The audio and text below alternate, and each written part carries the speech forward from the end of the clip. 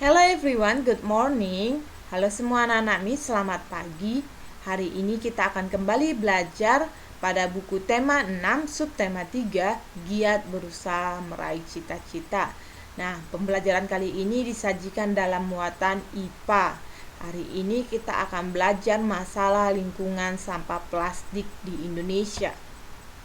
Nah, kita sama-sama tahu sampah telah menjadi masalah lingkungan yang paling sulit diatasi, terutama di Indonesia. Sampah plastik telah menutupi beberapa samudera dan mengakibatkan kerusakan lingkungan yang serius. Bahkan hewan laut mati karena memakan sampah plastik. Kita sama-sama tahu ya anak-anak, masih banyak dari kita yang sering membuang sampah tidak pada tempatnya. Kita masih sering membuang sampah di perairan seperti sungai, laut, danau, pantai, dan masih banyak lagi. Sementara kita tahu banyak hewan dan tumbuhan yang hidup di perairan tersebut. Jika kita masih sering membuang sampah di perairan, maka kita akan menghancurkan habitat dari hewan dan tumbuhan tersebut.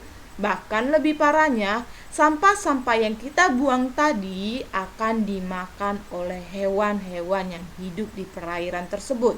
Itu akan menyebabkan hewan tersebut akan mati. Nah, ini merupakan contoh tumpukan sampah yang ada di Indonesia.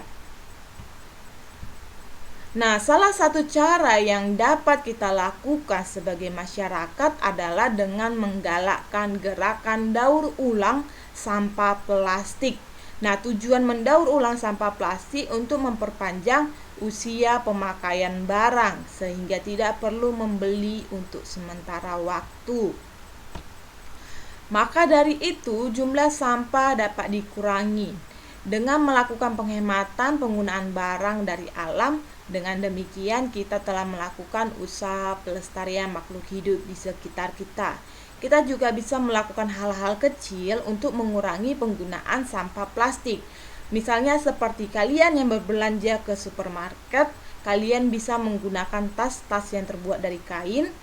Kemudian kalian bawa tas tersebut, belanjaan kalian masukkan ke dalam tas tersebut. Maka dari itu kalian tidak menggunakan plastik yang diberikan oleh pihak supermarket. Kalian bisa menggunakan atau mengganti plastik kresek menjadi tas-tas kain untuk mengurangi sampah plastik. Itu merupakan hal kecil yang dapat kita lakukan ya anak-anak. Nah, kalian pernah tidak melihat keranjang berwarna hijau, kuning, merah seperti yang ada pada gambar? Ternyata keranjang-keranjang sampah tersebut memiliki arti loh anak-anak. Perhatikan gambar yang ada pada slide. Nah, keranjang yang berwarna hijau itu untuk sampah yang mudah terurai. Contohnya sisa makanan seperti sayuran, ikan, daging, buah-buahan, dan masih banyak lagi. Sementara keranjang yang berwarna kuning yaitu untuk sampah yang bisa didaur ulang seperti tadi plastik, kertas, kardus, karton, dan masih banyak lagi. Maka kalau kalian melihat sampah plastik, kalian bisa buang pada keranjang yang berwarna kuning agar bisa didaur ulang.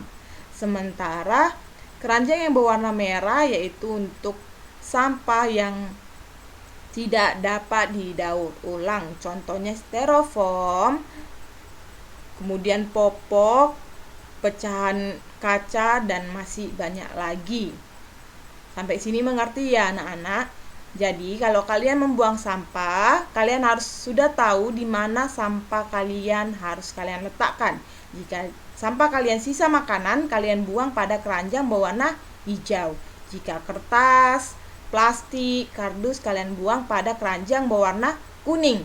Jika sampah kalian styrofoam, kalian buang ke keranjang berwarna merah. Sampai sini mengerti ya anak-anak? Nah, Miss ada tugas buat kalian.